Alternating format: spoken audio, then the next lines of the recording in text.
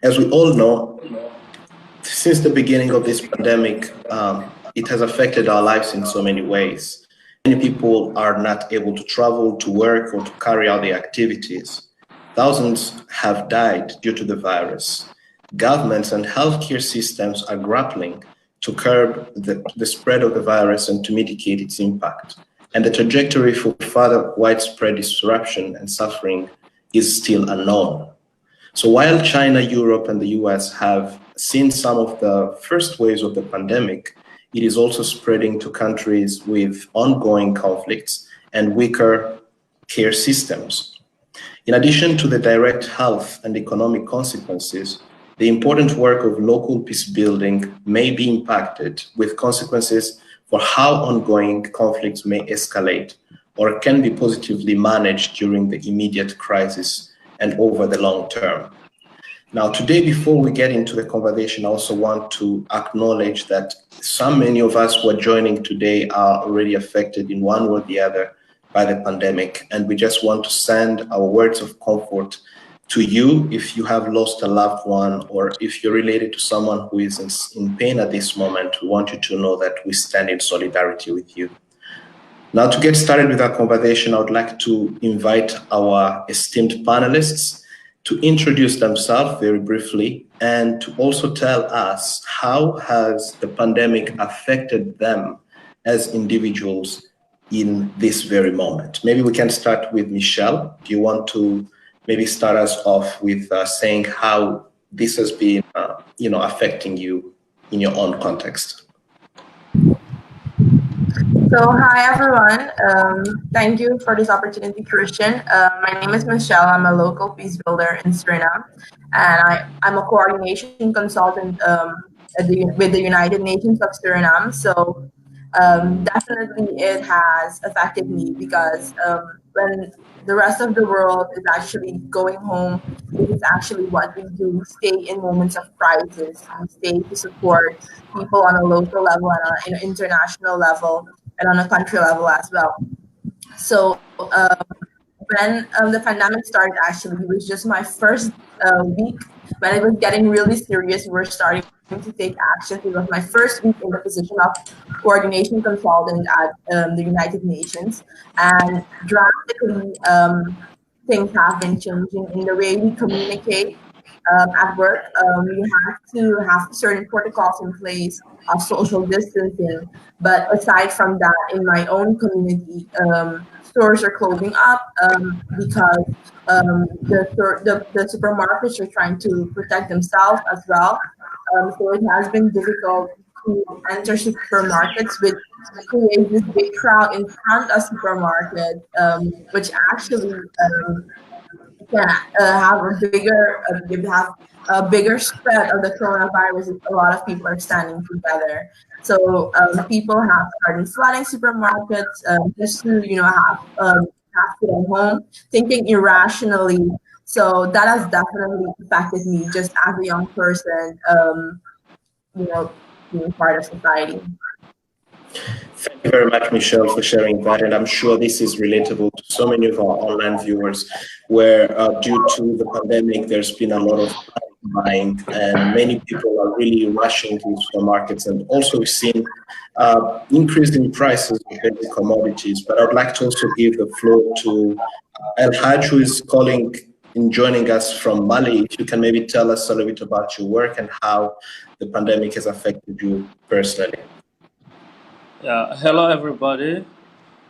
Thank you so much, Mr. Christian, for giving us this opportunity to explain the COVID-19 issue in our own country.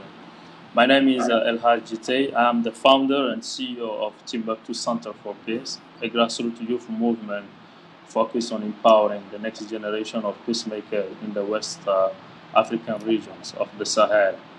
So in what concerning my country, Mali, it's really important to go back to history, so that since 2012, Mali was occupied by rebel groups and jihadists linked to Al-Qaeda in the Arabian Peninsula.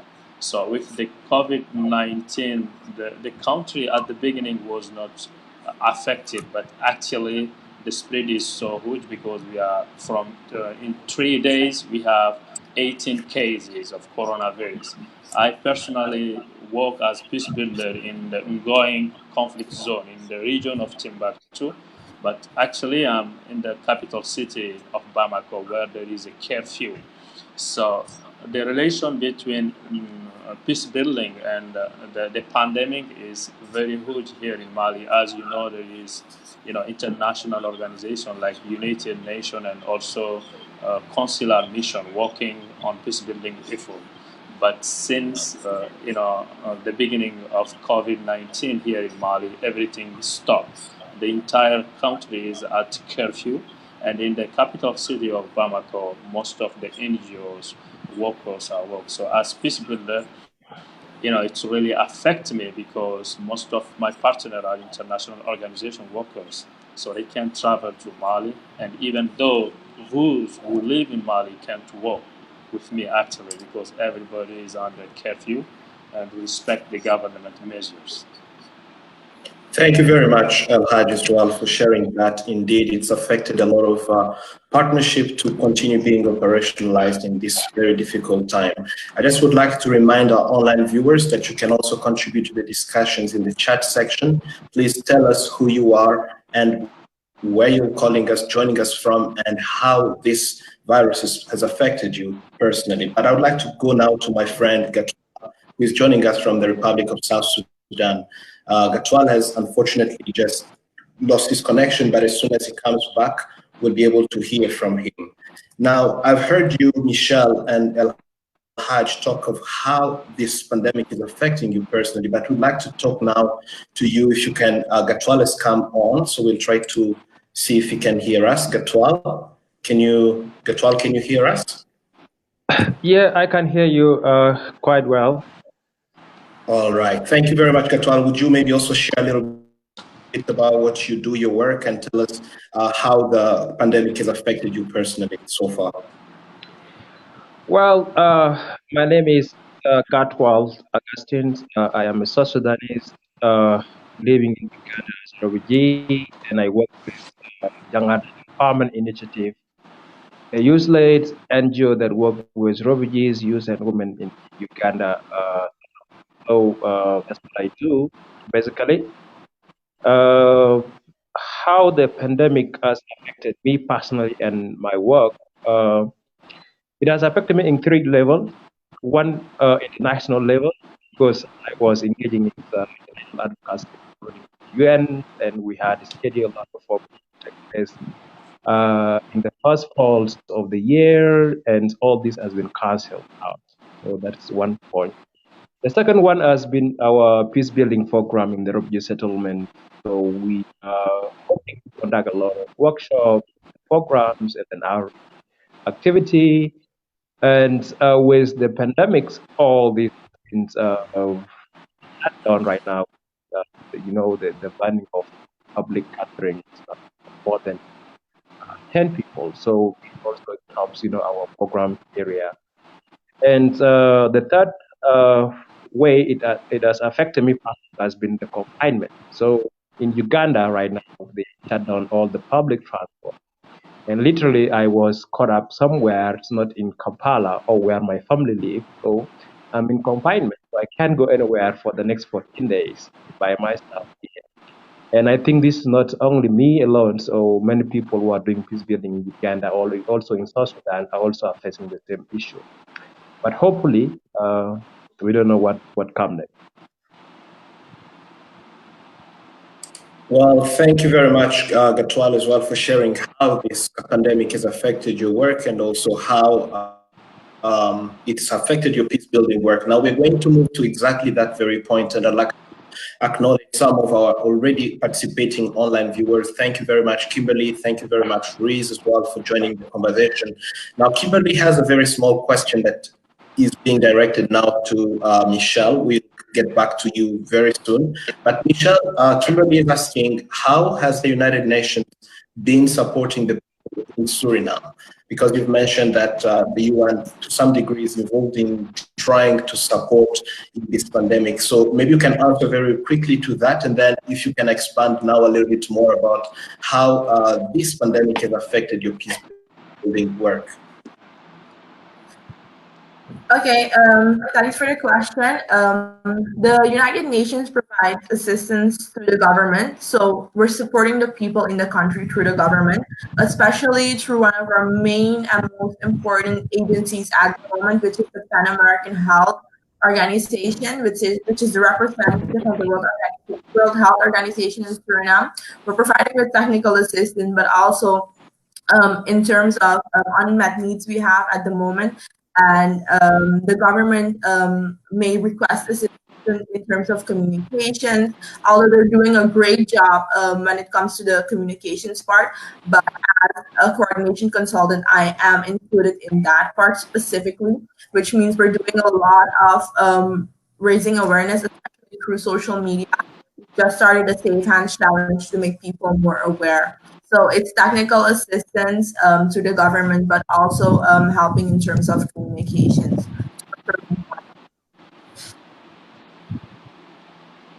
Yes. Thank you very much. Now we're going to move to Hadj as well, but here we're looking more broadly at how, as you've talked earlier, Hadj, you've mentioned that the pandemic has not only affected your ability to move to different parts of the country in Mali where you're working, but it also limited collaboration with some of your international actors. Now, I would like to maybe ask you if you can say a little bit more. How do you think if the virus continues to spread is going to affect maybe long-term peace building work that you've been doing in Mali? Because this is now reaching its peak. So we're wondering if you can maybe tell us what do you think would be the implications for your peace building work in the long term should the virus continue to spread? Well, thank you so much, first of all, for the brilliant question. So as you know, in Mali, we have a population of 20 million of people, and it's really important to highlight that social life is one of the most very important thing in the life of Malian here in Mali. So if the spread of the coronavirus in the long term, it will affect mostly the northern region, mostly occupied by armed terrorist groups, because it's important to know that the spread in Europe has really affected the entire world, and most of international organizations working at ground here in Mali, including international forces, like European forces and some African countries' forces. So in the long term, it will affect the movement of even there's international European forces working on ground in occupied regions of Mali to securize communities and then fight against terrorism.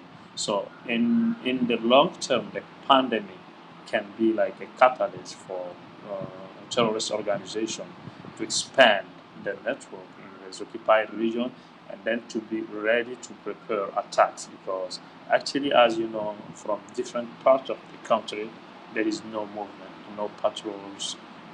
The activities, even though they are not cancelled, some are limited, they reach to the civilian. So it's really, really hard. So for me, in order to get a response, the international community, international organization must make priority with African countries undergoing civil war. Why? Because the worst can happen. Indeed, it can have a very devastating impact, as you've highlighted, Hadj. But I also want to say thanks to all our exciting engagement already online. Christiane Lang has joined us, and she says, "Hello, panelists. My name is Christiane Lang. I'm a peace researcher at the USD Kroc Institute for Peace and Justice, leading project on equitable peace funding between local peace builders and external donors." Christiane, thank you very much for joining. We'll get back to your comment. We also want to thank Art Vos for joining us.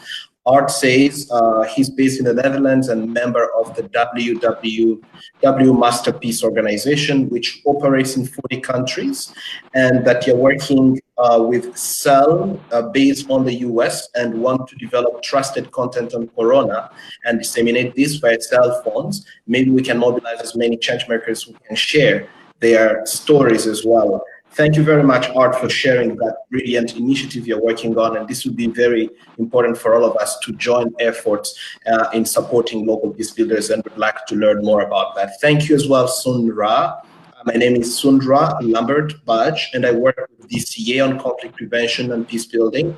I'd like to thank the panelists and everyone else for sharing experiences. Thank you again, Sundra, for joining, and looking forward to continuing this conversation. As we just mentioned, it's just the beginning of a series of live discussions that will look at different effects and impact on local peace building, not just in terms of their individual lives, but also their current peace building life.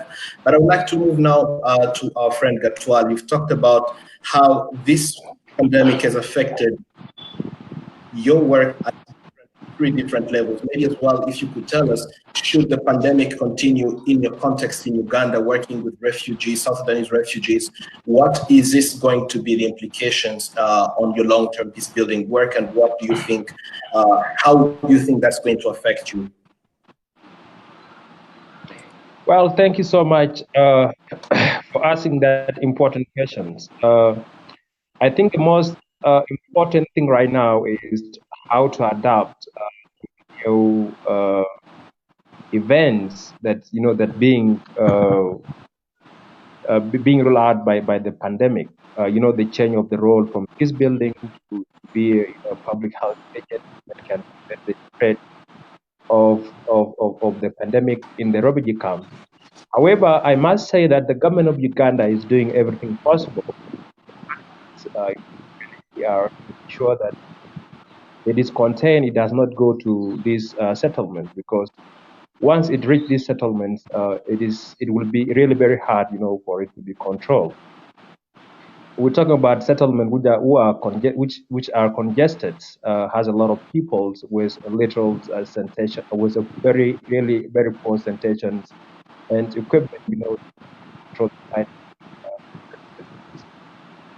but coming back, to the peace building work, we are working as a network of refugee-led peace builders, and we are trying to join effort with the government of Uganda to pull out country and separate this. And we are trying to see whether our roles as peace builders will continue, because right now there's a lot of issue, cropping up, starting with distancing, so we can't really often we don't have right technology to go and work from home, because we are really under punishment in terms of equipment, computers, but we are trying our best to see whether we can adjust our role to a role of public health agency that carry out awareness and campaigns and coordinate and send to the community the correct information or how the virus. We as of yesterday we have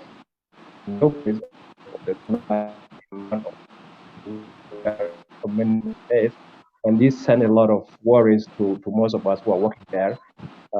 Just fearing that in case this virus slip into the settlement, it will be really very hard to control. But we are Uganda, which is giving attention, and right sanitization is being done. Thank you very much, Gatwal. Actually, you've raised some very important points here. You're talking, first of all, about the adaptability of the peace building field, because now we're dealing with a public health kind of issue. We need also to be adaptable. I think that's very important to keep in mind, all of us peace builders, to find ways that we can adjust our programs in ways that respond to the pandemic more directly. All of you three, I think you pointed to the fact that you're working with international organizations and you're working across different contexts and across different organizations. One thing that I would like also to ask probably is, how do you think international actors should adapt in their ways they're responding to the pandemic, or in the ways they're responding to local peace builders facing this pandemic? I wonder if you can give some ideas or some prompts in terms of how should the international community really adapt to this pandemic in your context? What are some of the possible ways they can support you?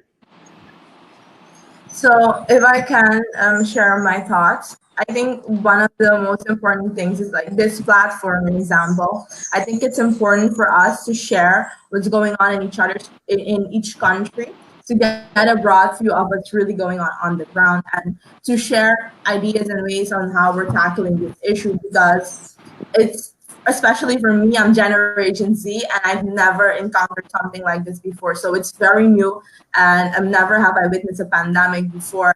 It has never been so close to home. So even within our local youth organizations, we want to support and we want to help during this pandemic, but the only way you can really help is to stay home.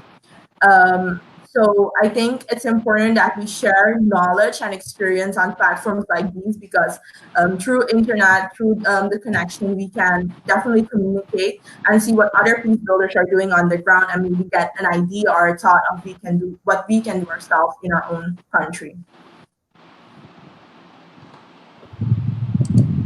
Thank you very much, Michelle, for that. Maybe we can also hear from Hadj. How do you think international actors should respond or should adapt to the current context and support to the kind of work you're doing in Mali? So, Christian, thanks so much. This is one of the most important questions here in Mali. So, how the international community can support local peace builders and other local organizations to face the virus. For me, it's really important for the World Health Organization to create a database where they can share, lesson learned, practices in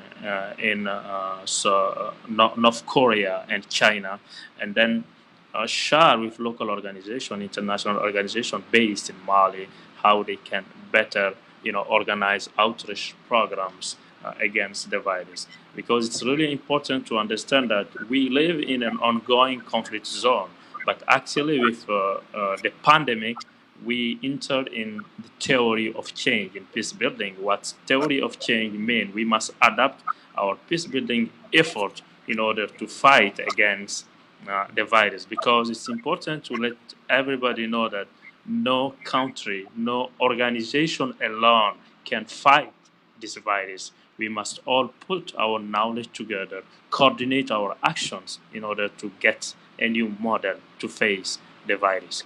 That's what I really, request for the international organization. And another, request is also, as you know, Mali is one of the most poorest country in the world. And as we face this virus, in terms of economic dynamic, our country is not ready in terms of medical capabilities to face the virus. And the World Health, Organization, if they are hearing me, must, make a priority to send in the West African Francophone countries suffer from the virus, adapted equipment, medical equipment in order to face the virus. Because it's important to let you know that in a country of 20 million population, we have just like one respirators and then 20 beds. Do you think actually we have 18 cases? If the virus spread, do you think we can face the virus? It will be worse. So the international community, the World Health Organization must make a priority to start sending, equipment, medical equipment to these West African countries suffer from the pandemic, or it will be worse and late. So sorry, Christian, if I can actually comment in support of what he just said, I think that's very important, especially in terms of medical assistance. In Suriname, we've received medical assistance from Cuba, and we're really grateful for that, especially in this time of need. One thing that we have as a small country, we have a population of almost 600,000 people. And what's really noticeable is the lack of capacity we will have when there is an outbreak, and how are we ready for that. One thing that's happening is because of lack of information that's out there, a lot of people have started buying face masks, use all the rubbing alcohol, which leads to a lack of this equipment that is needed in the medical sector. So even as the government has requested assistance, from international organizations to provide these things that are so essential and crucial, especially in this period, to aid the medical field to be able to help us in the proper way, because these are very important things. And I fully agree. We need to prepare, because right now we're not in the preparing mode anymore. We're in like high crisis mode, and we need to act fast and we need to act now, because one thing is very clear: in no way are we ready for an outbreak. The best thing we can do is manage it as it is now, and this is the most crucial phase where we will need international organizations to aid us in terms of knowledge, how to tackle this issue in terms of medical assistance or medical equipment as well. Thanks. Absolutely. Yeah. Yes, Hadj, yes, you can go ahead. Sure. Yeah, thanks so much, Michelle, for your inputs. Very important for me. And I would like to add one thing. It's important to know in the West African countries, we have doctors, we have experts, but this pandemic is new thing here, and it's really important for the World Health Organization and international community to send experts from those most affected countries who really know how the pandemic dynamic spread inside population, to share their knowledge and then to train our medical professionals to be ready for that. And this is one of the most important points also to tackle. I think that's definitely true. Both of you have highlighted the need for not only spreading the word about the pandemic and also sensitizing communities, because prevention is better than cure. And as you've pointed out, Yes. most of our countries do not necessarily have the medical or the healthcare side cases. One other point that you've also pointed out to both of you is that community should act now, should respond now before the escalation continues on. We need to be able to act in providing medical equipment and assistance with communities that are affected. And I think, Hadj, when you're talking about West African countries, we know that it's not just in West Africa, but there are many countries in Latin America as well, or in Southeast Asia, in Asia broadly, who are still grappling with how this pandemic can be mitigated in a broad sense. And maybe also related to that question on how the international community can support in this time, there's also a big question about funding. And I wonder if you have had any donors or global funders responding to this pandemic in a way, and what has been their approach? What are the donors that have been able to support, and what has been their approach to supporting local peace builders, either in your context or if you've heard of any cases of funding opportunities to support local peace builders? Maybe you could share a little bit on that as well.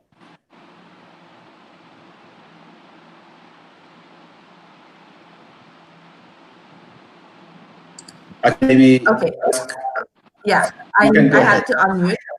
Yeah, so in terms of donors, speaking from a point of view from the United Nations, it's a high priority for us, especially, our main focal point when it comes to health, which is the Pan American Health Organizations, but also other UN agencies are aiding in and providing assistance in terms of freeing their budget, freeing funding to equip the government in terms of this medical equipment, because there has been a need, and I have mentioned that. So another thing is that a lot of companies in Suriname, big companies, a lot relative, to start this COVID-19 fund, to actually have donor money ready to be able to aid the local community, but also the government to tackle this pandemic. Because one thing is certain and one thing is sure, it will have the aftermath of this if we don't act now, it will have a lot of influence in our economic system. Thank you very much, Michelle, for sharing that. I don't know if Hadj, if you also have anything that you'd like to share related to how donors are responding to the pandemic, and if you have any cases of which donors have been able to support, what have been some of the best practices in integrating maybe flexible funding to support local peace builders in this context. I don't know if you have anything you could add on this. Well, actually here in the case of Mali, we are actually at the level of panic. Actually, there is no donors on the pandemic, but what's my idea is, like, as you know, we are peace builders, and there are many donors and international community working on conflict resolution, stability, and security. They must adapt, their mandate to the theory of change, and then change the strategic plan and add, outreach programs, whereby they can provide grants for local peace builders.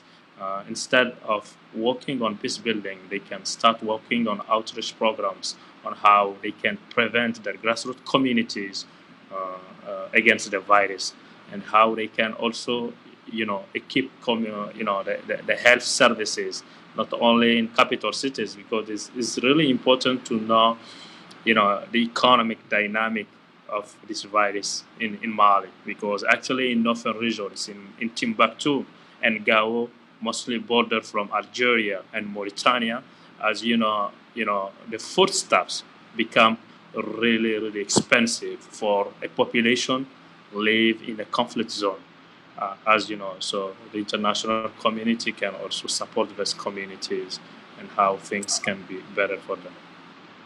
Thank you very much, both of you, again, for your insights, and thank you for sharing on some of these practical ways that international community and donor funding can actually be integrated in supporting outreach, as you've pointed out, Hadj, but also Michelle, as you've talked earlier, how it's very important for funding to be directed to the most needed organizations on the ground that are affected by, or that are working already on the forefront of preventing and sensitizing communities. I would like also to appreciate some of our online viewers. Thank you, Subindra Bogoti, for joining us from Nepal.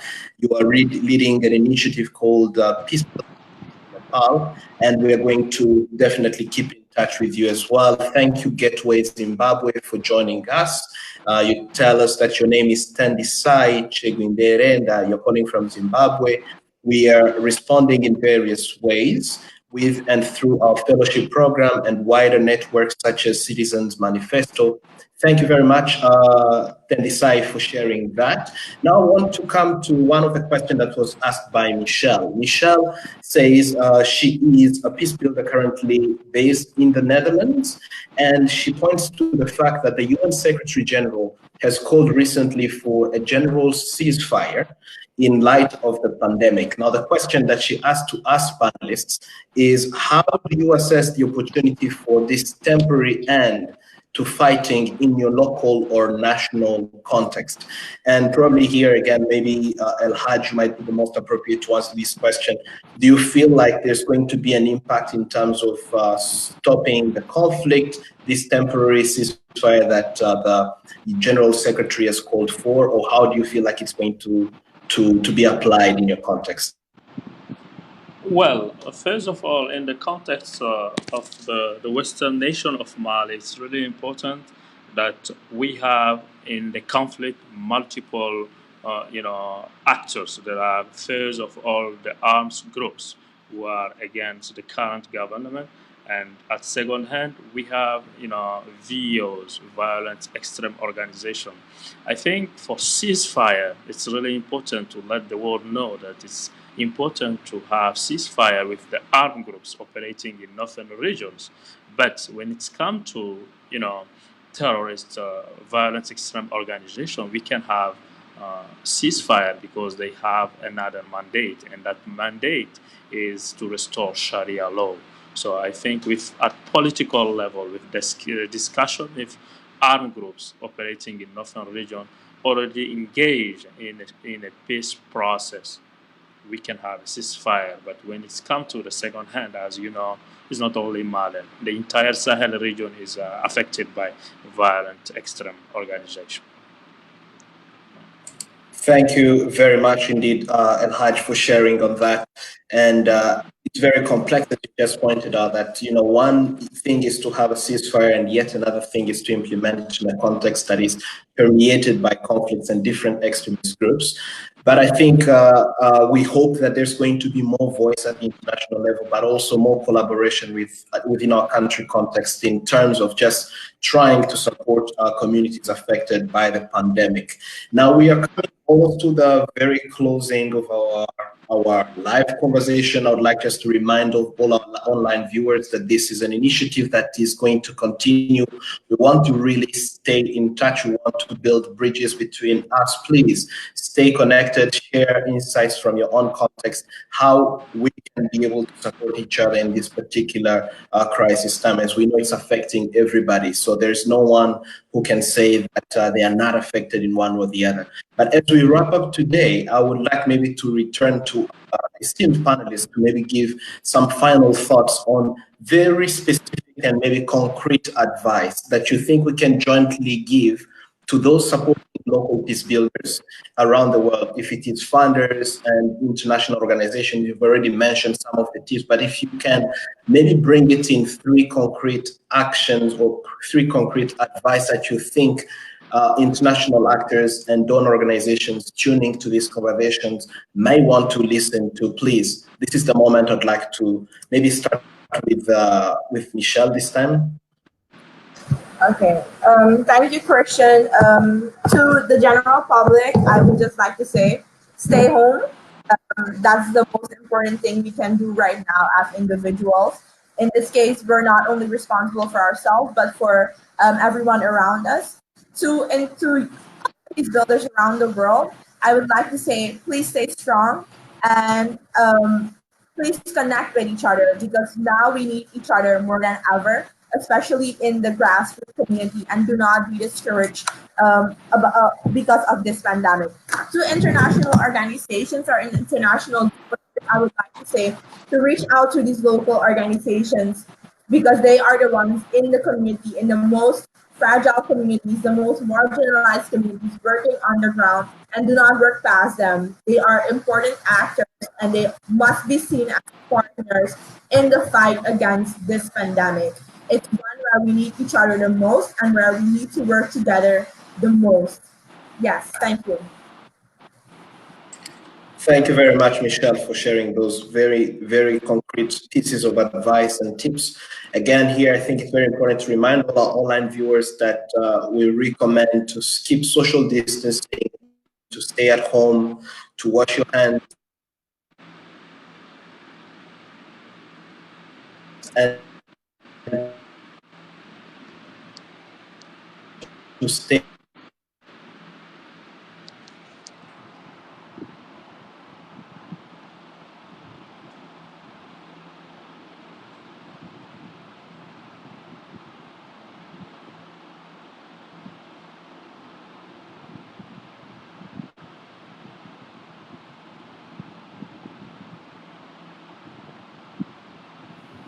So, hi, can you hear me?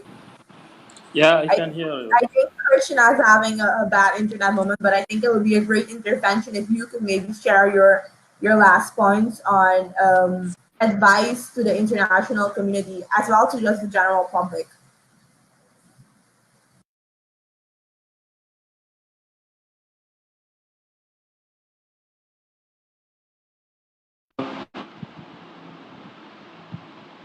Hello? Yeah, can you guys hear me? Yeah, we can hear you. I think you can just start ahead. I think it's just Christian's internet. Hello? Hello? Yeah, can you hear me? Yeah, I can hear you. I think you can just go ahead and continue. I think Christian is having a bad internet connection. Yeah, what's the question? Yeah. Can you hear us, Hadj? Sorry, there's been a little bit. Yeah, I can hear you.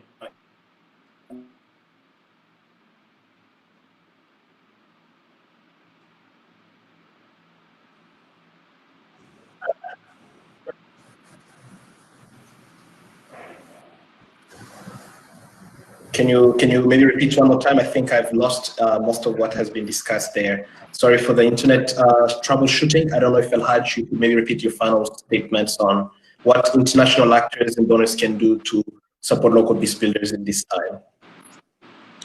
Well, first of all, I would like to make a call to action to the international youth movement, grassroots youth organization, to work together to try to use internet communication technologies as a tool to fight COVID-19, like what we are doing. If we can create, a database of peace builders across the globe to have WhatsApp group, LinkedIn group, in order we can make a collective call to action.